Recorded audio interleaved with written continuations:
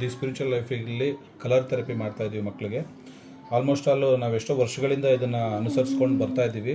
Colour therapy ಮಾಡಿಬಿಟ್ಟು ನಾವೇ ಅಳಿಸ್ಬಿಡ್ತೀವಿ 3 hour 4 hour ಆದಮೇಲೆ. ತುಂಬ ಚೆನ್ನಾಗಿ ವರ್ಕ್ ಆಗ್ತಾಯಿದೆ. ಹಾಗೆ ಈಗ ಮುಖ್ಯವಾಗಿ ಉದ್ದೇಶ ಬಂದು ಮಾತು ಬರಲ್ಲ, ಸ್ಪೀಚ್ ಬರಲ್ಲ, ತೊದಲು ಮಾತಾಡ್ತಾರೆ ಅಂತ ಇರೋ ಮಕ್ಕಳುಗಳಿಗೆ 3 ಕಲರ್ನ ಮುಖ್ಯವಾಗಿ ಯೂಸ್ ಮಾಡಬೇಕು. ಒಂದು ಸ್ಕೈ ಬ್ಲೂ, ಇನ್ನೊಂದು ಪರ್ಪಲ್ಲು, ಇನ್ನೊಂದು ಆರೆಂಜು. ಇದನ್ನು ಎಲ್ಲಿಗೆ ಹಚ್ಕೋಬೇಕು ಅಂತ ನಾವು ತೋರಿಸ್ಕೊಡ್ತೀವಿ. ಆ ಪ್ರಕಾರದಲ್ಲಿ ಸ್ಕೈ ಬ್ಲೂ ತೊಗೊಂಡು ಮುಖ್ಯವಾಗಿ ಮೊದಲನೇದಾಗಿ ಈ ಮಧ್ಯಕ್ಕೆ ಥರ ರೌಂಡ್ ಮಾಡಬೇಕು. ಹಾಗೆ ನೆಕ್ಸ್ಟು ಆರೆಂಜ್ ತೊಗೊಂಡು ಹೀಗೆ ರೌಂಡ್ ಮಾಡಬೇಕು. ಹಾಗೆ ಪರ್ಪಲ್ ತೊಗೊಂಡು ಹೀಗೆ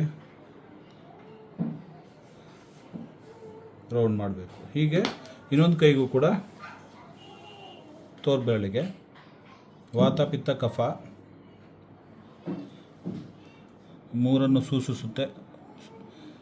ವಾತ ಪಿತ್ತ ಕಫವನ್ನು ತೋರಿಸುತ್ತೆ ತೋರ್ಬೆರಳು.